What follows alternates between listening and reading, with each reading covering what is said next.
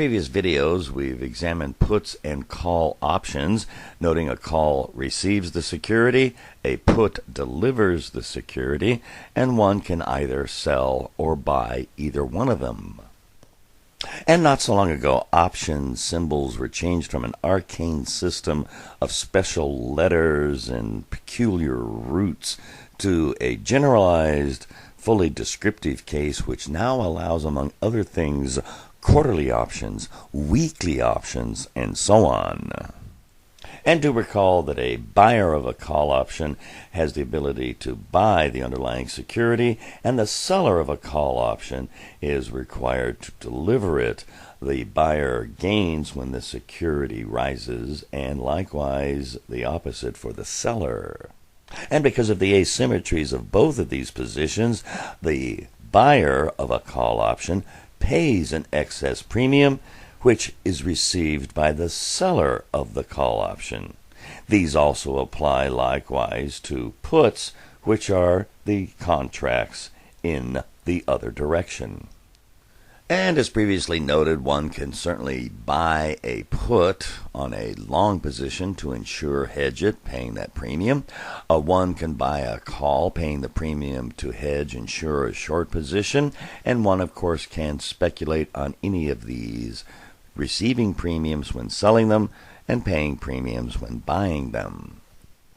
And the excess premiums are the amounts above and beyond the intrinsic value, which for a call is when the stock rises, and which is for a put if the stock falls.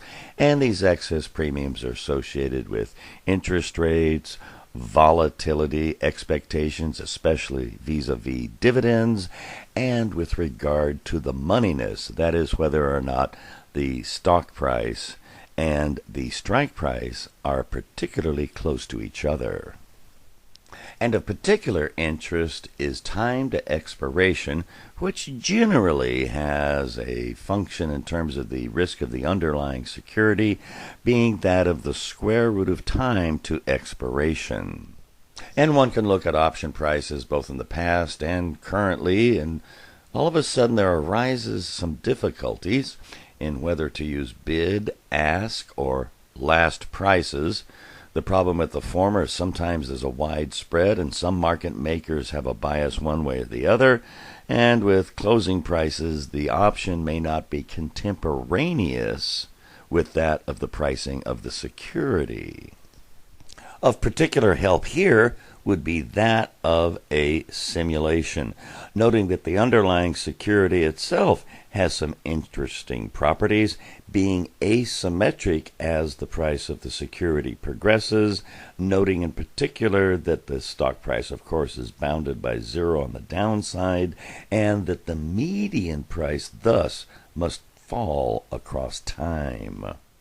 And the simulated prices of the option will exhibit classic properties.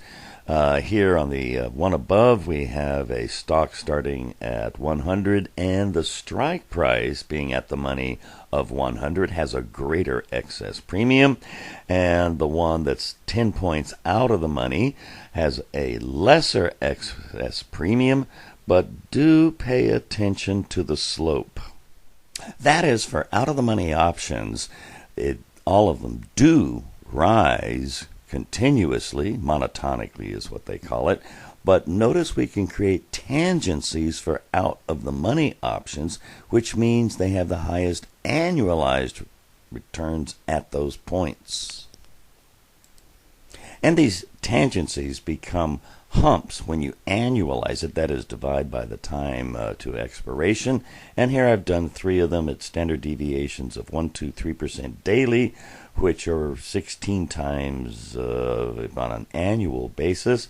And notice where the humps occur, with the one of particular interest being that of annual expirations associated with out-of-the-money options roughly equal to premiums of about 1/2 the annual standard deviation.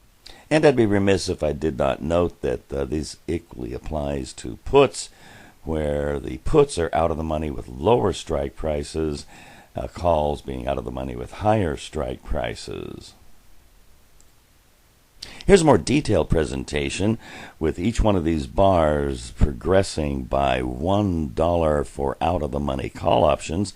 And within each bar, you have the various months to expiration, that noting that near and far out of the money options are either very short or very long in terms of annualized returns, but about monthly for those that are, again, about, one half that of the annual standard deviation.